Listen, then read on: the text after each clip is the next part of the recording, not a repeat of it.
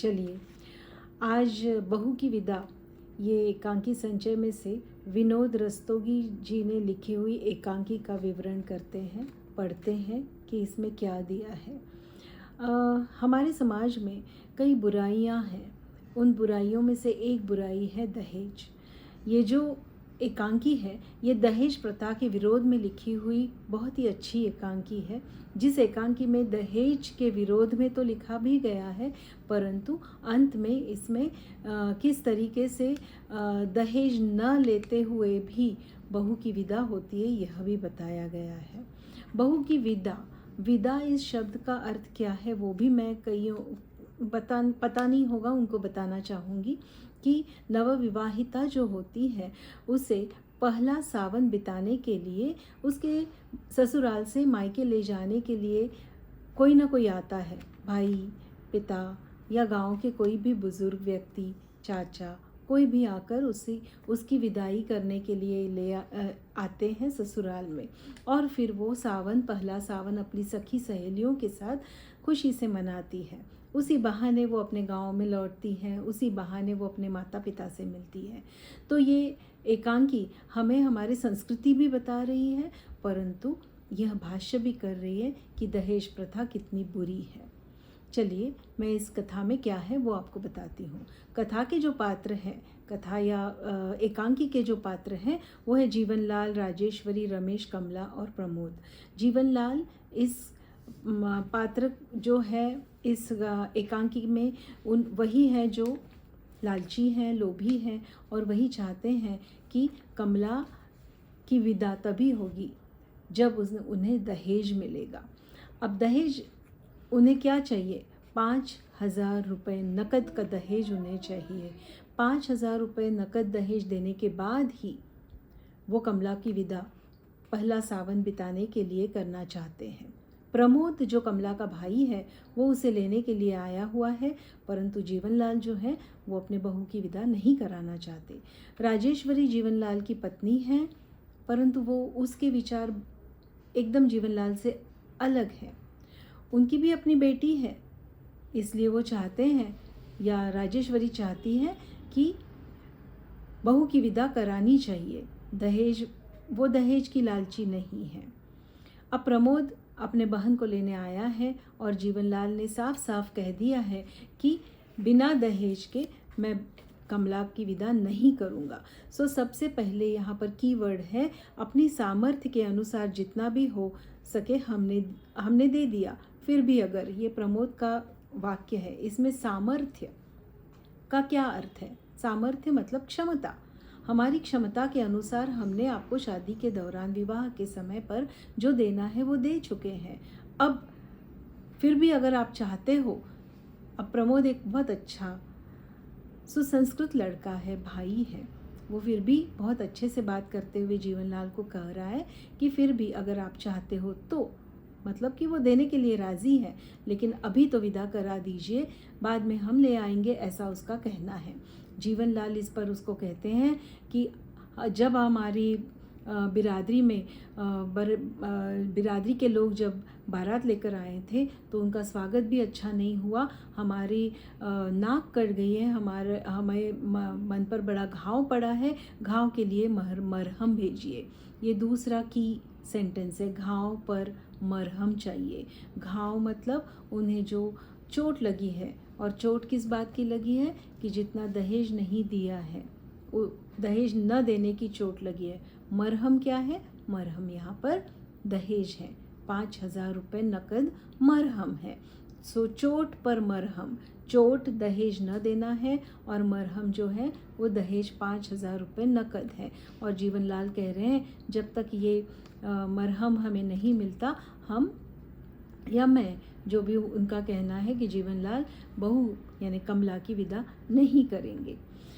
5,000 नकद अब अपना भाई कहाँ से लाएगा? तो प्रमोद अपनी बहन को कह रहा है कि जो भी है वो ये कीमत चुकाकर उसकी विदा करने की पूरी कोशिश करेगा। और वो कैसे करेगा? वो कैसे भी गिरे हाल में उनका जो मकान है वो बेच कर करेगा। परंतु कमला नहीं चाहती कि अपने भाई ने अपना घर वार बेचकर यहाँ पर पैसे देने के बाद वो रहेंगे कहाँ, और फिर उनकी छोटी बहन भी विमला है, उसका ब्याह कैसे होगा। अब यहाँ पर गौरी जो है वो रमेश की बहन है, वो अपनी बहन को विदा कराने के लिए गया है। रमेश जो राजेश्वरी और जीवनलाल का बेटा है, सो राजेश्वरी और जीवनलाल को एक बेटा है रमेश और एक बेटी है गौरी। गौरी का भी ब्याह हो चुका है और रमेश अपने बहन की विदा कराने के लिए उसके ससुराल गया है, इसलिए वो घर पर नहीं है। अब हमें एक और बात पर यहाँ पर भाष्य करना चाहिए कि जीवनलाल कहते हैं कि वो कैसे तैयारियां कर रहे हैं गौरी के आने की, क्योंकि गौरी विदा होकर आएगी वहाँ से। उन्हें ऐसा लग रहा है कि उन्होंने तो बड़ा अच्छा दहेज दे दिया है, इसलिए गौरी तो आ जाएगी। तो वो कह रहे हैं कि जाओ, गौरी के माँ को कहते हैं कि गौरी के स्वागत की तैयारियां करो और झूले डाले हैं कि नहीं देखो। झूला डालना क्या होता है, गाँव में जो बड़े बड़े पेड़ होते हैं, बरगद के पेड़ होते हैं, नीम के पेड़, इन पेड़ों पर झूले लगाए जाते हैं। झूलों पर ये आई हुई लड़कियां झूला झूलती हैं, गीत गाती हैं, सखी सहेलियों के साथ मिलती हैं और इस तरीके से पहला सावन अपने मायके में बड़ी खुशी से मनाती है। तो यहाँ पर जीवनलाल अपनी गौरी बेटी जो है उसकी तैयारी में लगे हुए हैं, झूला डाल रहे हैं और उसकी तैयारी करते हैं। उन्हें लग रहा है कि उन्होंने पूरा दहेज देने के बाद गौरी की तो विदा होनी ही है, परंतु यहाँ पर ऐसा होता है इस पाठ में कि गौरी की भी विदा नहीं होती और गौरी भी नहीं आती है। इन सभी बातों में और एक बात है जो है राजेश्वरी की। बात करते हैं राजेश्वरी कैसी सास है, इसमें पता चलता है वो बड़ी ही अच्छी, दयालु, संवेदनशील ऐसी माँ है, सास है, और वो जानती है कि बेटी की विदा न होने का दुख क्या होता है, और इसलिए वो जीवनलाल को बार बार बताती है कि आप ऐसा मत कीजिए, दहेज के लालच में आकर बहू की विदा न करने का पाप मत कीजिए या इस तरीके की बात मत कीजिए जिससे उसकी माँ को चोट पहुँचेगी और प्रमोद को कि बिना बेटी लिए या बिना बहन को लिए वो लौट जाए, ऐसा नहीं करना चाहिए। ये बात राजेश्वरी अपने पति जीवनलाल को बार बार बताती है, परंतु जीवनलाल बहुत ही स्वार्थी, लालची, कठोर व्यक्ति है। उनकी कठोरता यहाँ तक जाती है कि वो बोलते हैं प्रमोद को कि तुम जाओ, विदा नहीं होगी, परंतु राजेश्वरी जो है वो बात बीच में बताती है कि विदा होगी और वो खुद अंदर जा कर के या फिर वो पैसे चाबियां देती है कमला के हाथ में और उसे बता रही है कि जाकर के कितने पैसे मांगे हैं, 5,000, जाओ जाकर ले आओ और उनके हाथ पर रख दो, और प्रमोद को कहती है कि ऐसे करके अपनी बहन की विदा करके ले जाओ। परंतु ये दोनों भी भाई बहन बहुत ही सभ्य सुसंस्कृत ऐसे हैं, वो बिल्कुल नहीं चाहते इस तरीके का काम करना, चुप रह जाते हैं। ससुराल में बेटी के कैसे बिहेव करना चाहिए, कैसे अपना स्वभाव शांत रखना चाहिए, प्रमोद बहुत अच्छी तरीके से जानता है, और कमला भी चुपचाप रोती है, दुखी होती है, परंतु अपने भाई को फिर भी बताती है कि भैया यह ससुराल मेरा अपना घर है, यहाँ पर सब मेरे अपने लोग हैं और जब गौरी आ जाएगी तो वो भी तो मेरी सहेली है, और इस तरीके से वो अपने भाई को भी समझाने का प्रयास करती है। अंत में ये हो रहा है इस एकांकी में कि अब जो रमेश अपने बहन की विदा कराने गया है वो बहन को बिना लिए ही लौट आया है, और अब जाकर के ये बात होती है कि जीवनलाल को पता चलता है कि उनकी बेटी की भी विदा नहीं हुई है। वो चौंक जाते हैं, उन्हें लगता है हमने तो दहेज दे दिया है पूरा, फिर भी उनके बेटी की विदा नहीं हुई। उस बात का दुख उन्हें तब होता है जब उनका बेटा रमेश बिना उसकी बहन के लौट आता है, और फिर यहाँ पर ये बात हो जाती है कि कभी कभी चोट भी मरहम का काम कर जाती है। तो ये चोट जो जीवनलाल को लगा है, यही चोट आज उनकी मरहम का काम।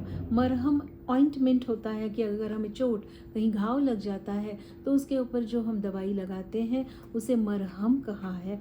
वो मरहम जो है वो कैसे इन्हें मिला है, वो इस तरीके से मिल गया है क्योंकि गौरी की विदा नहीं हुई है। और अब जीवनलाल को ये बात पता चल गई है, जो कि उन्हें राजेश्वरी बता ही रही थी कि भाई बहू को भी बेटी समझो, बहू भी बेटी ही है, वो बेटी की तरह प्यार करेगी, बेटी को बेटी, बहू को भी बेटी समझो। इस तरीके से अभी जीवनलाल इस उलझन में जो पड़े हैं, उनकी उलझन सुलझ गई है। उन्हें भी पता चला है, उन्हें भी घाव लग गया है और इस घाव पर तो मरहम भी लग गया। अब वो मान गए हैं और इस तरीके से वो कमला की विदा करने के लिए तैयार हो जाते हैं और इस तरह इस पाठ में बहू की विदा होती है। यह पाठ पूरा दहेज के ऊपर लिखा गया है। दहेज एक बहुत ही बुरी प्रथा है। दहेज प्रथा हमारे समाज से पूरी तरीके से निकल जानी चाहिए, यह बात हमें समझनी चाहिए। दहेज लेना देना गुनाह है, सरकार ने उसके ऊपर बंधन लाए हुए हैं। दहेज नहीं देना चाहिए, ना ही लेना चाहिए। दहेज देने से ऐसा भी होता है कि लेने वाला संतुष्ट नहीं होगा। इसमें बहू बेटियों का मान सम्मान की बात है, उनको अपमान सहन करने पड़ते हैं। इस तरीके से उनको दुख होती है, पीड़ा होती है।